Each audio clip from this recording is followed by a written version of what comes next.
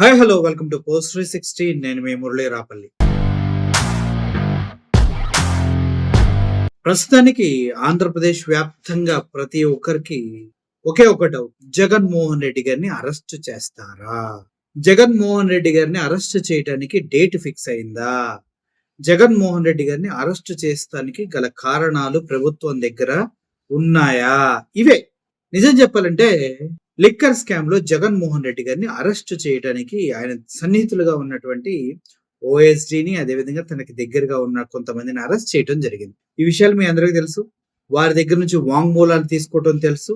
రాజకేశ్ రెడ్డి దగ్గర నుంచి కానీ, కృష్ణమోహన్ రెడ్డి దగ్గర నుంచి కానీ, ధనుంజయ రెడ్డి దగ్గర నుంచి కానీ, అదేవిధంగా మిథున్ రెడ్డి గారిని అరెస్ట్ చేయడానికి ప్రయత్నించిన విషయం తెలుసు.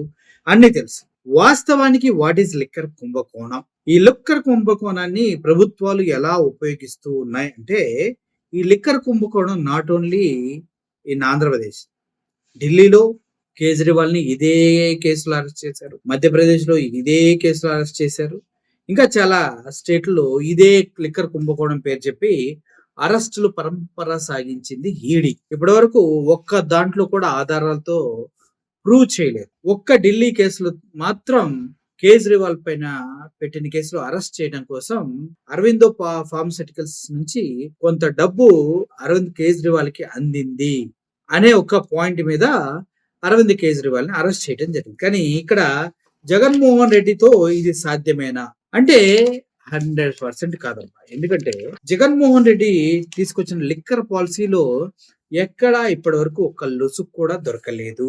దగ్గర దగ్గర 3,200 కోట్ల కుంభకోణం అంటూ ఇటు ఈడీ అటు సిట్ చెప్తూ ఉన్నప్పటికీ ఈ ఒక్క రూపాయి కూడా దొరకలేదు. ఒక్క గ్రాము బంగారం కూడా ఈ దర్యాప్తు సంస్థలు రికవరీ చేయలేకపోయాయి. అంటే వీళ్ళ దగ్గర పస లేదనా అంటే ఎస్, పస లేదు కదా, అసలు కుంభకోణమే జరగలేదనేది ఇక్కడ వాస్తవం. అయితే కిక్ బ్యాక్స్ వచ్చాయి. అంటే కిక్ బ్యాక్స్ అంటే ఏంటంటే, ఇప్పుడు ఒక కంపెనీకి మనం ఒక ఆర్డర్ ఇచ్చినప్పుడు ఆర్డర్ వాల్యూ ఒక ₹1,00,00,000 ఉందనుకోండి, దాన్ని మనం 1,20,00,000 కోట్ చేస్తాం. వాడు 1,20,00,000కే మనకు అమ్మినట్టు బిల్ ఇస్తాడు. కానీ అందులోంచి 20,00,000 మనం తీసేసుకుంటాం. అంటే కిక్ బ్యాక్స్. వాడికి మనం పే చేసిన డబ్బుల్లోంచి మనకి రిటర్న్ వస్తే వాటిని కిక్ బ్యాక్స్ అంటారు. ఇలా కిక్ బ్యాక్స్ దగ్గర దగ్గర వేల కోట్లలో జగన్మోహన్ రెడ్డి గారికి అందాయి అనేది ఇక్కడ జరుగుతున్నటువంటి డిస్కషన్. నిజంగా అన్ని వేల కోట్లు జగన్మోహన్ రెడ్డి గారికి అమ్మితే మరి దాని తాలూకా ఈకైనా తోకైనా అట్లీస్ట్ ఈక తోకలో ఒక రవ్వైనా దర్యాప్తు సంస్థలు రికవరీ చేసి ఉండాలి, ఎక్కడున్నాయో తెలిసి ఉండాలి. అంటే వీళ్ళు చెప్తున్న మాటలు ఏంటంటే, అరెస్ట్ అయిన వాళ్ళు ఎవరో చెప్పట్లేదండి, ఎక్కడ డబ్బులు దాచారు, ఎక్కడి నుంచి వచ్చినాయి, ఎక్కడికి పంపించారు వీళ్ళు చెప్పట్లేదండి అని చెప్తున్నారు. అంటే వీళ్ళు చెప్పకపోతే దర్యాప్తు సంస్థలకు తెలియదా? అంటే దర్యాప్తు సంస్థలు ఇంకెందుకున్నట్టు ఒకసారి మనం ఆలోచిద్దాం. దర్యాప్తు సంస్థ అంటే ఏంటి? విజయసాయి రెడ్డి కొన్ని పేర్లు చెప్పాడు, ఆ పేర్లు తీసుకెళ్లి వాళ్ళని అరెస్ట్ చేస్తారు. ఆ తర్వాత అరెస్ట్ అయిన వాళ్ళు మాతో పాటు వీళ్ళు ఉన్నారని కొన్ని పేర్లు చెప్తారు, వాళ్ళని తీసుకెళ్లి అరెస్ట్ చేస్తారు. ఇంతేనా దర్యాప్తు సంస్థల యొక్క జాబు? ఎవడి పేరు చెప్తే వాడిని తీసుకెళ్లి లోపలేయటో రిమాండ్ చేయటం, వాళ్ళని అడిగితే ఓకే. పైగా అరెస్ట్ అయిన వాళ్ళు ఎవరు కూడా వీళ్ళు సొంతగా రెడీ చేసినటువంటి ఒక నోట్, ఒక విచారణ జరిగింది, వీళ్ళు ఒప్పుకున్నారని విట్నెస్ చేసేటువంటి సంతకాలు చేస్తారు. వీళ్ళంతా ఇది ఒప్పుకున్నారని, దానిపైన సంతకం చేయట్లేదు. ఎందుకు? అందుకంటే దర్యాప్తు సంస్థలు ముందుగానే వీళ్ళని ఏ విషయాల్లో ఒప్పించాలో ఆ విషయాలకు సంబంధించినటువంటి పాయింట్స్ అన్ని పెట్టి ఒక నోట్ ముందుగా ప్రిపేర్ చేశారు. ఆ నోట్ ఇచ్చింది చంద్రబాబు నాయుడు గారు, లోకేష్ గారు కలిసి ఈ ఒప్పిస్తే జగన్మోహన్ రెడ్డిని అరెస్ట్ చేయొచ్చు, కాబట్టి ఇవి ఒప్పించండి అంటూ ఆ నోట్ను ఆలకిస్తున్నారు. కానీ చదివినటువంటి రాజకేశ్ రెడ్డి కావచ్చు, మిథున్ రెడ్డి కావచ్చు, ఇప్పుడు దర్యాప్తులో నిమగ్నమైనటువంటి కృష్ణమోహన్ రెడ్డి కావచ్చు, అదేవిధంగా ధనుంజయ రెడ్డి కావచ్చు, వీళ్ళెవ్వరు కూడా వాటిపైన సంతకాలు చేయలేదు, వీళ్ళు ఒప్పుకోవట్లేదు, సంతకాలు చేయట్లేదు అంటూ కోర్టుల ముందు ఈ సిట్ కానీ ఈడీ కానీ చెప్పడం జరుగుతుంది. వాళ్ళు ఒప్పుకుంటే నువ్వు చేసేది ఏందిరా సామి అని కోర్టులు అన్నాయి. గతంలో మనకి ఉత్తరాలు వచ్చాయి, ఆకాశ రామన్న అంటూ ఉత్తరాలు వచ్చాయి. ఐడియా ఉంది మీకు? ఆకాశ రామన్న ఉత్తరం రాశాడని చెప్తా ఉండాలి. ఇప్పుడు ఈడీ కానీ సిట్ కానీ చెప్తున్న స్టోరీ ఏది? ఆకాశ రామన్న చెప్పాడు, మేము దాన్ని పట్టుకుని అరెస్టులు చేస్తున్నాం అంటూ ఆకాశ రమణ స్టోరీలే కోర్టులకు చెప్తూ ఉన్నారు. కోర్టు కూడా క్లియర్ గా చెప్పింది, ఇవన్నీ ఒకవేళ రాజకీయ కుట్రపూరితమైన అరెస్టులు, అభియోగాలు అయితే మాత్రం చాలా తీవ్ర పరిణామాలు ఉంటాయి అంటూ అటు ఈడీకి సిట్ కి క్లియర్ ఇన్స్ట్రక్షన్స్ ఇచ్చి వాళ్ళని రిమాండ్‌కి ఇవ్వడం జరిగింది. రిమాండ్‌కి ఎందుకు ఇస్తుంది మరి కోర్ట్ అంటే, ఈడీ గాని, సిట్ గాని చెప్తున్న విశేషాలు ఏంటంటే, కేసు తీవ్ర స్థాయిలో దర్యాప్తులో మునిగిపోయాం మేడం. మీరు ఈ ఒక్కడిని ఇస్తే ఇట్ట పట్టుకొచ్చేస్తాం ఆధారాలు.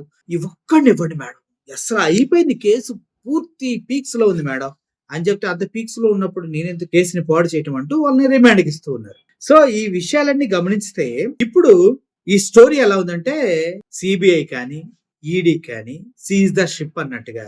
సీజ్ ద షిప్ అంటే ఏం చేసాం? మూసుకొని ఉన్నాం. అలాగే ఉంది ఇది కూడా. అలాగే గతంలో ఉన్న చంద్రబాబు నాయుడు పైన సేమ్ లిక్కర్ కుంభకోణం కేసు ఉంటే దాన్ని అట్లీస్ట్ టచ్ కూడా చేయట్లా. ఎందుకని? అంటే గతంలో ఉన్న కేసులు టచ్ చేయరా వీళ్ళు? ఇప్పుడు కొత్తగా జగన్మోహన్ రెడ్డి గారి పేరు తీసుకొచ్చి కొంతమంది ఆయన పైన తోసేస్తుంటే మాత్రం దానిపైన ఎందుకు పరిగెడుతున్నారు? ఆలోచించవలసిన విషయం ఉంది. ఇప్పుడు చంద్రబాబు నాయుడు పైన లిక్కర్ కేసు ఒకటి ఉంది. దాన్ని మాత్రం పట్టించుకోవట్లేదు. ఈడీ పట్టించుకోలేదు, సిట్ పట్టించుకోవట్లేదు. ఎందుకు పట్టించుకోవట్లేదు అన్నదని వాళ్ళే ఆన్సర్ చెప్పాలి. నెంబర్ 2 స్కిల్ డెవలప్‌మెంట్ కేసు ఉంది. స్కిల్ డెవలప్‌మెంట్ కేసు నుంచి చంద్రబాబు నాయుడు గారు 56 రోజులు, 54 రోజుల్లో జైల్‌లో ఉండి వచ్చిన విషయం మనందరికీ తెలిసిందే. ఆ స్కిల్ డెవలప్‌మెంట్ కేసు డైరెక్ట్‌గా ఆధారాలతో సహా ఆయన దొరికిపోయాడు. అదొకటి. మళ్ళీ సేమ్ చంద్రబాబు నాయుడు పైన ఓటుకు నోటు కేసు కూడా ఉంది. అవునా కదా? రేవంత్ రెడ్డి చంద్రబాబు నాయుడు హీ బ్రీఫ్డ్ మీ అని చెప్పేసి, మీరు ఓటేయండి డబ్బులు పంపిస్తామని మాట్లాడినా విత్ ఆడియో, వీడియో ఎవిడెన్స్‌లతో సహా ఇది ఓటుకు నోటు కేసు. దాని గురించి ఎందుకు పట్టించుకోరు? అంటే ఓటుకు నోటు కేసున్నా, స్కిల్ డెవలప్‌మెంట్ కేసున్నా, అంతకుముందు లిక్కర్ కుంభకోణం కేసున్నా చంద్రబాబు నాయుడు గారిని ఏమాత్రం టచ్ చేయని ఈడీ, సీబీఐ, సీఐడీ ఎవరైనా కావచ్చు, జగన్మోహన్ రెడ్డిని ఇన్వాల్వ్ చేయడానికి, ఆయన పేరు బయటికి తీసుకురావడం కోసం ఆయన చుట్టూ పనిచేసిన ప్రతి ఒక్కరిని కేసులు పెట్టి వితౌట్ ఆధారాలు కస్టోడియల్ టార్చర్ చేస్తుందంటంలో ఎటువంటి సందేహం లేదు. OSD and retired IAS Dhananjay, ఈయన రిటైర్డ్, వీళ్ళంతా కూడా మంచి పొజిషన్ లో ఉండి 50 సంవత్సరాలు పైబడిన ముసలి వాళ్ళే కదా. వీళ్ళపైన ఎందుకు దాడి చేస్తున్నారంటే, వీళ్ళతో అయితే త్వరగా ఒప్పించొచ్చు. వీళ్ళు పొరపాటున జగన్మోహన్ రెడ్డి గారి పేరు చెప్పినా కూడా వీళ్ళని తీసుకెళ్లి మూసేయొచ్చు అనేది వాళ్ళ అభిప్రాయం. అంతేకాదు వీళ్ళు ఇంకొకటి ఏంటంటే, ఈ డబ్బులన్నీ జగన్ సతీమణి వైఎస్ భారతి గారి దగ్గరికి వెళ్ళినాయి అంటూ వైఎస్ భారతి గారిని కూడా ఇరికించే ప్రయత్నం పూర్తి స్థాయిలో చేస్తున్నారు. ఎందుకంటే ఒకవేళ ఇలా కుట్రలన్నీ ఫలించి వైఎస్ఆర్‌సీపీ పార్టీ అధినేత జగన్మోహన్ రెడ్డి గారు జైలుకి వెళ్తే, ఆ పార్టీకి అండగా దండగా ఉండే వ్యక్తులు ఎవ్వరు లేరు. గతంలో విజయమ్మ గారు, అదేవిధంగా వాళ్ళ సిస్టర్ వీళ్ళంతా ఉండి ముందుకు నడిపించిన సంగతి మనందరికీ తెలుసు. ఇప్పుడు ఎవరు లేరు. ఇప్పుడు ఎవరు రావాలి? వైఎస్ భారతి గారు బయటకు రావాలి. ఒకవేళ వైఎస్ భారతి గారికి వస్తే టీడీపీ పార్టీకి జరిగే డ్యామేజ్ అంతా ఇంత కాదు. తను చదువుకున్నారు, తనకి జ్ఞానం ఉంది, మంచి బిజినెస్ ఉమెన్ గా పేరు తెచ్చుకున్న ఈవిడ జగన్మోహన్ రెడ్డి గారు నిజంగా జైలుకి వెళ్తే, వీళ్ళకు అనుకున్న కుట్రలు ఫలించి జైలుకి వెళ్తే, వైఎస్ భారతి గారు బయటకు వస్తే కూటమి ప్రభుత్వం కోసాలు కదిలిపోయి జీవితంలో కోలుకొని దెబ్బ తగిలినట్టే. అందుకోసమే వైఎస్ భారతి గారిని కూడా ఈ కేసులో ఇరికించే ప్రయత్నం చేస్తూ ఉన్నారు. అది జరిగినా ఏం ప్రాబ్లం లేదు. వైఎస్ భారతి గారికి జైలుకి వెళ్ళినా పర్లేదు. కానీ ఎట్టి పరిస్థితుల్లో వాళ్ళ కుటుంబం నుంచి ఎవరో ఒకరు వచ్చి ఈ పార్టీకి అండగా నిలబడతారు. వాళ్ళు ఇద్దరు కూతుర్లు ఉన్నారు, వాళ్ళు కూడా రావచ్చు, ఏం ప్రాబ్లం లేదు. అయితే ఇక్కడ మొత్తానికి కారణం ఏంటంటే, ఈ కేసులో ఎలా అయితే వైఎస్ భారతమ్మ గారిని ఇన్వాల్వ్ చేస్తున్నారో, గతంలో చంద్రబాబు నాయుడు గారి పైన ఉన్నటువంటి స్కిల్ డెవలప్‌మెంట్ కేసులో అరెస్ట్ అయ్యారు కాబట్టి ఆ కేసు గురించే మాట్లాడుకుందాం.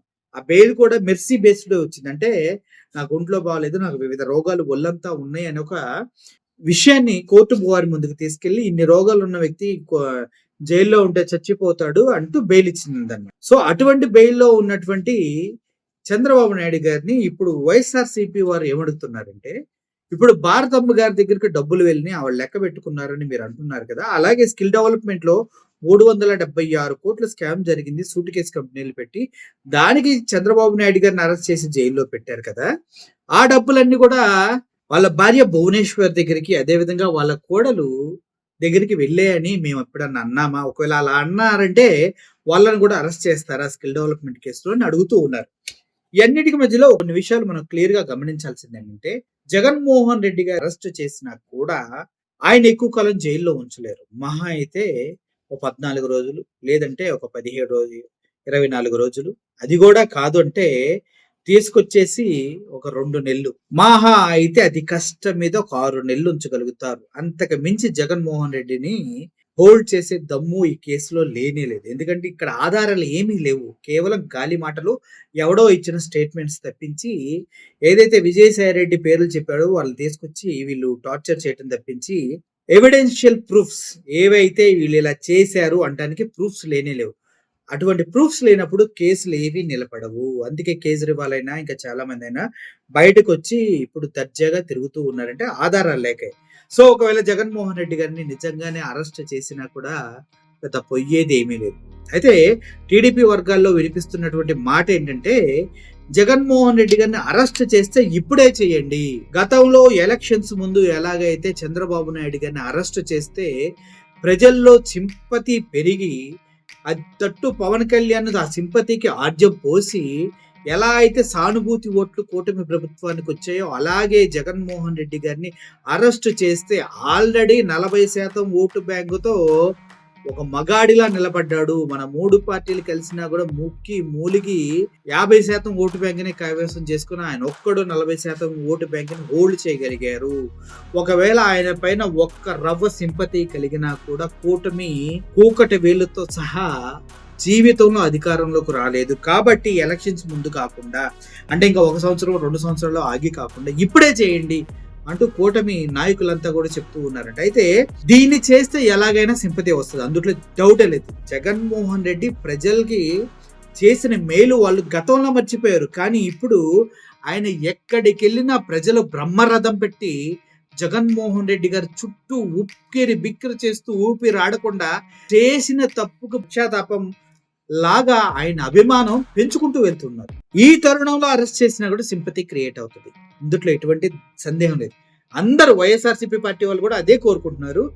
దమ్ముంటే అరెస్ట్ చేయమను, అరెస్ట్ చేస్తే పరిణామాలు ఏ రేంజ్ లో ఉంటాయో మేము చూసుకుంటాం అంటూ వైఎస్ఆర్సీపీ పార్టీ వాళ్ళు కూడా తీవ్రంగా దీని గురించి మాట్లాడుకుంటున్నారు. అయితే జగన్మోహన్ రెడ్డి గారు కూడా ఇటువంటి లిక్కర్ కుంభకోణం దాంట్లో జగన్మోహన్ రెడ్డి గారి పేరుంది అది ఇదని చెప్తున్న కారణంగా జగన్మోహన్ రెడ్డి గారు కూడా ప్రతి సమ్మర్లో వాళ్ళ లండన్ లో ఉన్నటువంటి వాళ్ళ కూతురుల దగ్గరికి వెళ్ళి కొంత టైం స్పెండ్ చేసి వస్తూ ఉంటారు. అయితే ఈసారి వెళ్తే మళ్ళీ ఈ ఎల్లో మీడియాలు పత్రికలు ఏం చేస్తాయి, వెళ్ళి పారిపోయాడు, లండన్ లో తలదాచుకున్నాడు, అరెస్ట్ చేస్తారనే భయంతో పారిపోయాడు, ఇలా సొల్లు సొటారం కబుర్లు వాళ్ళ మీడియాల వేదికగా చెప్తారని దానికి అవకాశం ఇవ్వకుండా జగన్మోహన్ రెడ్డి గారు వాళ్ళ కూతుర్ల దగ్గరికి వెళ్లకుండా కూడా ఆగిపోవడం జరిగింది. అంటే ఒక విషయం ఆలోచించండి, ఎంత గట్స్ ఉండాలి, ఎంత ధైర్యం ఉండాలి జగన్మోహన్ రెడ్డి గారికి. అండ్ వన్ మోర్ థింగ్ ఏంటంటే, అందరు చెప్తుంది ఆడు ఒకడు మెంటలోడు ఉంటాడు, ఆడు ఉచ్చగుంతల చేపలు పట్టేవాడు ఒకడు ఉంటాడు, ఆడు పేరు ఏదో ఉంటది, ఆర్పిఎఫ్ పిఎఫ్పిఓ ఏదో ఉంటది,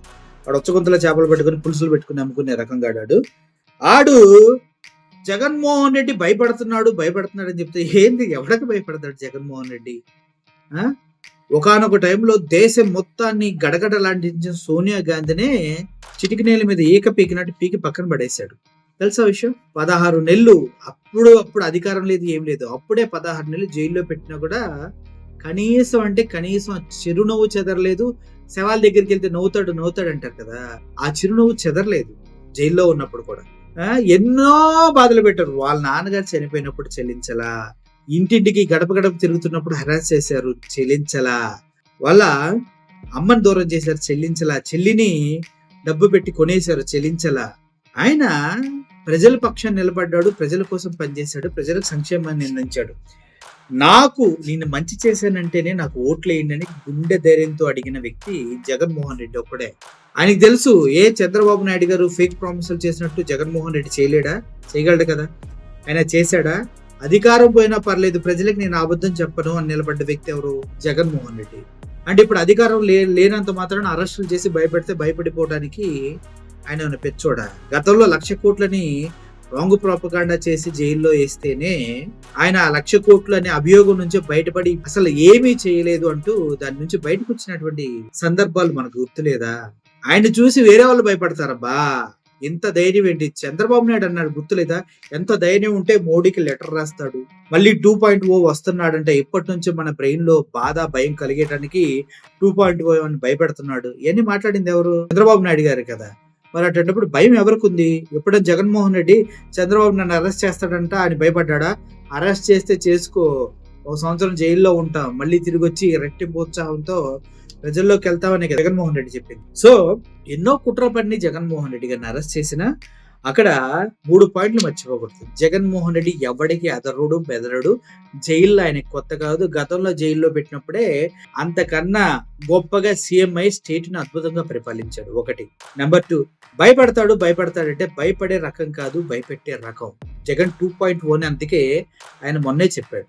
ఆ రేంజ్‌లో ఉంటది. సో భయపడేవాడైతే మీరన్నట్టు లండన్ వెళ్ళిపోయి వాళ్ళ కూతురు దగ్గర ఉండేవాడు. ఏదో ఒకటి సర్ది చెప్పుకుంటూ ఉంటాడు. కానీ వెళ్ళాడా? వెళ్ళలా. కానీ ప్రజల్లో తిరగడం మానేశాడా? మానేయలా.